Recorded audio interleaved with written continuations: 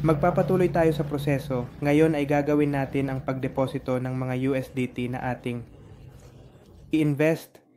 Kaya't isaalang-alang din na para sa lahat ng transaksyon na ginagawa sa Sypal Wallet, kakailanganin natin ang BNB. Kaya't magdedeposito tayo ng VST sa BIP Network at magdedeposito rin ng BNB sa Bausen Network. Kaya't pipiliin natin ang VST Bet at pipindutin ang option na tumanggap. Kinokopya natin ang address ng wallet at doon ay ipagpapatuloy natin ang proseso ng wallet na ating ipapadala. Kapag mayroon na tayong mga pondo sa wallet, ipagpapatuloy natin ang proseso ng pagbubukas ng Sypad.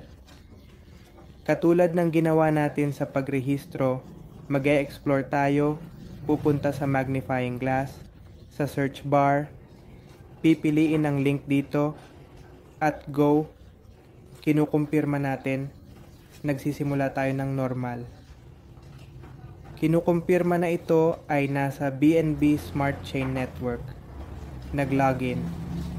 Ayos na, walang problema. Kapag nasa aplikasyon na tayo ng Membridge, pupunta tayo sa berdeng button. Sa ibabang bahagi, i-click natin ito. Pupunta tayo sa sinasabing job trade. At sa job trade ay makikita natin ang lahat ng mga plano na narito. Ayos, sa pagkakataong ito ay magbubukas tayo ng Alpha Expert Plan. I-click natin ang join. I-click muli ang join now. At ilalagay ang halagang ating i-invest. Tandaan na ang halagang ito ay dapat na magagamit sa PayPal wallet. Ilalagay natin ang $100.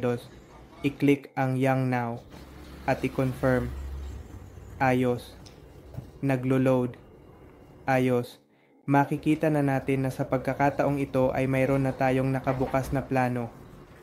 At pupunta tayo dito sa bahay. Ayos.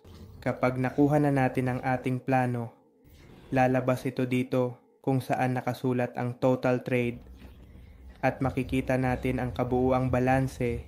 Kung nais nating makita ang mga transaksyon, pupunta tayo sa berdeng button, i-click natin ang ating Alpha Expert Plan at dito ay ipapakita ang lahat ng mga transaksyon na nagagawa. Tingnan, kahit sa pagkakataong ito ay mayroon na tayong isang transaksyon. Yos, kapag umabot tayo sa $1 na kita, maaari na tayong makabawi. Mahalagang tandaan na lahat ng transaksyon na gagawin, bawat deposito na yung gagawin, bawat investment na yung gagawin, kailangan mong magkaroon ng BNB para sa komisyon. Yos, kahit na kapag magwi-withdraw mula sa Sypal at ipapadala ito sa Binance, kailangan mo ring magkaroon ng BNB. Bilang rekomendasyon, maaari kayong mag-recharge ng $5 sa BNB o 10. Nakadepende na ito sa bawat isa sa inyo. Zwei Tausend ein.